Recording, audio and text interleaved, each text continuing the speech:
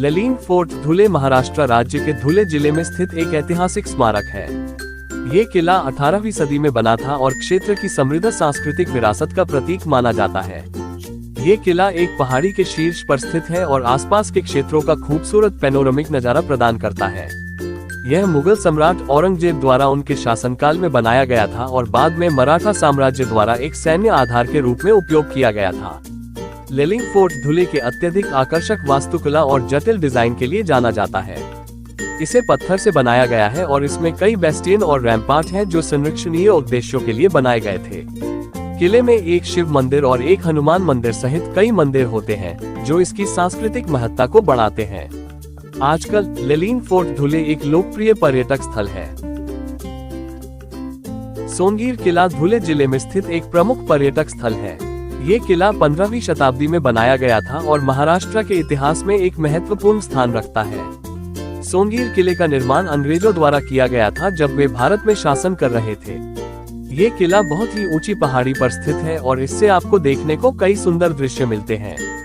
सोनगीर किला का आकर्षण उसकी विशालकाय दीवारें और भव्य स्तंभों पर आधारित है, जो यहाँ के भव्य महलों की भावना देते हैं। किले के भीतर एक मंदिर भी है जो स्थान का आध्यात्मिक महत्व बढ़ाता है। इस किले में दरवाजे, मंदिर और भवनों के अलावा कुछ मुख्य धार्मिक स्थल भी हैं, जो कि पर्यटकों के बीच खास लोकप्रिय हैं। इसके अतिरिक्त यहाँ आने वाले पर्यटक यहाँ की आकर्षक राजस्थानी वास्तुकला का आनंद लेते हुए इस किले का भ्रमण करते हैं। यहाँ अनेक विविधताओं वाले पेयजल कुंड भी होते हैं जो आपको इस क्षेत्र की स्थायित्वता और सुंदरता का अनुभव कराते हैं। अतः सोनगीर किले एक विश्वसनीय पर्यटक स्थल है जो कि उत्तर महाराष्ट्र के सबसे महत्वपूर्ण पर्यटन स्थलों में से एक है। ये किला मुझे गिरिदुर्ग की याद दिलाता है। समुद्र तल से समुद्र तल की ऊंचाई 2500 मीटर है। भामेर का किला राजाओं की राजधानी के रूप में प्रसिद्ध है।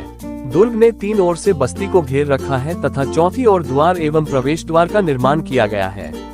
इस किले में 184 गुफाएं हैं। कुछ गुफाएं दिखाई दे रही हैं। किले पर एक पानी की टंकी और एक छोटा मंदिर है। क्षेत्र के किले का विहंगम दृश्य अतुलनीय है। यह एक ऐसा किला है जिसे कम से कम एक बार जरूर देखना चाहिए। अंग्रेजों ने मराठों को हराया और 1818 में किले पर कब्जा कर लिया। काले खान ने विद्रोह किया और 1820 में किले का पुनर्निर्माण किया। कैप्टन ब्रिगेन ने भामेर किले पर महत्वपूर्ण संरचनाओं को नष्ट करके स्तंभ को खाली कर दिया। थालनेर तापी नदी के तट पर स्थित शिरपुर तालुका में एक बाजार शहर है। ये सूरत बुरहानपुर राजमार्ग पर स्थित है। मलिक खान ने दिल्ली के सुल्तान फिरोज शाह तुगलक से थालनेर और करवाद का पद प्राप्त किया। 1370 में उन्होंने थालनेर पर कब्जा कर लिया और फारूक परिवार के अधिकार की स्थापना की। साथ ही एक त्रिकोणीय आकार का किला भी बनाया। एक तरफ तापी नदी और दूसरी तरफ किलेबंदी और बुर्ज। मुगल सम्राट अकबर ने 1600 में बहादुर शाह फारूक और थालनेर को हराया था। किले को मुगलों से मराठों ने ले लिया था। इस किले पर भी इस निम्बालकर के बाद होलकर घराने का शासन था। 1818 में ब्रिटिश कमांडर थॉमस हिजलोप ने मराठों को हराया और किले को ब्रिटिश नियंत्रण में रखा। थालनेर में फारूकी परिवार के महत्वपूर्ण सदस्यों के लिए एक कब्रिस्तान है जिन्होंने थालनेर किले पर शासन किया था। उनके कब्र पर अरबी शिलालेख है। इसमें मलिक राजा 1396, मलिक नसीर 1437, मीरन आदिल शाह 1441 और मीरन मुबारक खान 1442 की कब्रें 1457 शामिल हैं।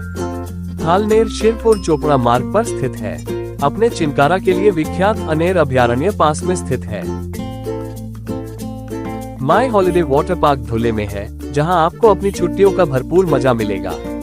यहां आप उत्साहजनक स्लाइड, जंप और अन्य रोमांचक वाटर राइड्स का आनंद उठा सकते हैं। इस पार्क में खाने की व्यवस्था भी है ताकि आप अपनी भूख मिटा सकें। यहाँ पर आप अपने परिवार और दोस्तों के साथ एक अद्भुत समय बिता सकते हैं। ये ललीन किले के पास स्थित है। ये पर एंट्री फीस 800 रुपये प्रति वयस्क है। कन्हैयालाल महाराज मंदिर धनेर अमली साखरी तालुका में है। भगवान कन्हैयालाल महाराज को भगवान विष्णु का अवतार माना जाता है। मंदिर पवित्र और प्राचीन है। कन्हैयालाल महाराज मंदिर के पास अललदरी नामक एक घाटी है। बरसाती मौसम में अललदारी में कई वाटरफॉल बनते हैं। एकवीरा देवी मंदिर धुले का प्रसिद्ध मंदिर है। यह मंदिर धुले जिले में पंजारा नदी के किनारे बना हुआ है। यह मंदिर मुख्य सिटी में बना है। यह मंदिर पूरे जिले में प्रसिद्ध है। एकवीरा देवी धुले की कुल देवी है। मंदिर के गर्भगृह में एकवीरा देवी जी की बहुत सुंदर प्रतिमा देखने के लिए मिलती है। एकवीरा देवी जी वस्त्र और फूलों से सुसज्जित है। यह मंदिर भी बहुत अच्छी तरह से बना हुआ है। यहाँ पर सभी प्रकार की व्यवस्था उपलब्ध है। एकवीरा देवी जी को रेणुका देवी के नाम से भी जाना जाता है। या इसे महाराष्ट्र का 5वां शक्तिपीठ भी कहते हैं। इस मंदिर में और भी बहुत सारे मंदिर बने हुए हैं। यहाँ पर महालक्ष्मी जी का मंदिर बना हुआ है जो बहुत सुंदर है और महालक्ष्मी जी की प्रतिमा के आप यहाँ पर दर्शन कर सकते हैं। मंदिर के दर्शन करने कई पर्यटक दूर दूर से आते हैं। श्री स्वामीनारायण मंदिर धुले कई प्रसिद्ध मंदिर है। यह मंदिर मुख्य शहर में बना हुआ है और बहुत सुंदर है। पूरा ही मंदिर कलात्मक है। मंदिर में दीवारों में और छतों में सुंदर नक्काशी की गई है जो देखने लायक है। यह मंदिर भगवान श्री स्वामीनारायण जी, श्री गुणातीतानंद स्वामी, श्री हरि कृष्ण महाराज, श्री राधा कृष्ण जी को समर्पित है। मंदिर में इनकी मूर्ति बहुत सुंदर है। मंदिर के बाहर बहुत बड़ा गार्डन बना हुआ है जो बहुत ही आकर्षक लगता है। यहाँ पर आपको लक्ष्मी नारायण जी, हनुमान जी, सीताराम जी, उमा शंकर जी और भी बहुत सारे देवी देवताओं के दर्शन करने के लिए मिलते हैं। मंदिर के बाहर दीवारों में बहुत सारे देवी देवताओं की मूर्तियां बनाई गई है जो बहुत सुंदर है। मंदिर की दीवारों में कुबेर देव, समर्थ रामदास, मुक्ताबाई, अग्निदेव, वरुण देव जी की मूर्तियां बनाई गई है। आप यहाँ पर आकर अपना बहुत अच्छा समय व्यतीत कर सकते हैं। यहाँ पर एक छोटी सी कैंटीन भी बनी हुई है जहाँ पर खाने पीने का सामान मिल जाता है। यहाँ पर ठहरने की व्यवस्था भी है। आप अगर दूर से आ रहे हैं तो यहाँ पर ठहर सकते हैं। श्री विमलनाथ भगवान की प्रतिमा मूर्ति एक किसान को अपने खेत की जुताई के दौरान मिली थी। ये 77 इंच की प्रतिमा महाराष्ट्र के धुले जिले के बलसाना गांव में किसान के घर में रखी गई थी। परम पूज्य आचार्य श्रीमद विजय विद्यानंद सूरीश्वर जी, जो उस समय मुनि थे और धुले के आसपास थे, ने इस बारे में सुना। उन्होंने बलसाना जाकर किसान से भेंट की। परम पूज्य श्री ने किसान को प्रतिमा को जैनियों को सौंपने के लिए राजी किया ताकि जैन रीति रिवाजों के अनुसार उचित देखभाल और पूजा की जा सके। किसान राजी हो गया। परम पूज्य श्री विद्यानंद जी महाराज साहब ने तब अनेक जैन संघों की बैठक बुलाई। सावधानी पूर्वक विचार विमर्श और उपस्थित सभी जैन संघों के सुझावों के बाद उन्होंने निर्णय लिया और श्री शीतलनाथ भगवान संस्था धुले बलसाना में श्री विमलनाथ भगवान के मंदिर का निर्माण और प्रबंधन किया। कपिलेश्वर महादेव मंदिर धुले में स्थित एक प्रसिद्ध मंदिर है। यह मंदिर मुडावत गांव के पास में बना हुआ है। यहाँ पर त्रिवेणी संगम भी देखने के लिए मिलता है। यहाँ पर पंजारा और तापी नदी का संगम हुआ है। यहाँ पर तीसरी नदी गंगा को माना जाता है जो यहाँ पर अदृश्य है। इस जगह को त्रिवेणी संगम माना जाता है। यहाँ पर कपिलेश्वर महादेव मंदिर बना हुआ है। यह मंदिर प्राचीन है और बहुत सुंदर है। इस मंदिर में आप आकर शंकर भगवान जी के दर्शन कर सकते हैं। इस मंदिर का इतिहास बहुत ही प्राचीन है। यहाँ पर शिव शंकर जी के दर्शन करके बहुत अच्छा लगता है। यहाँ पर दूर दूर से लोग आकर भगवान शिव के दर्शन करते हैं। यहाँ पर महाशिवरात्रि पर मेला जमता है। यहाँ पर मकर संक्रांति के समय बहुत सारे लोग आकर स्नान करते हैं। ये जगह बहुत पवित्र है। कपिलेश्वर मंदिर बहुत सुंदर बना हुआ है और आप यहाँ पर आकर अच्छा अनुभव कर सकते हैं। अनेर वन्य जीव अभयारण्य धुले जिले का एक मुख्य आकर्षण स्थल है। यहाँ पर आपको बहुत सारे जंगली जीव देखने के लिए मिल जाते हैं। यहाँ पर आपको अभयारण्य में हिरण, भेड़िया, जंगली कुत्ते, खरगोश, जंगली सुअर जैसे जानवर देखने के लिए मिल जाते हैं। यह अभयारण्य 83 वर्ग किलोमीटर क्षेत्र में फैला हुआ है।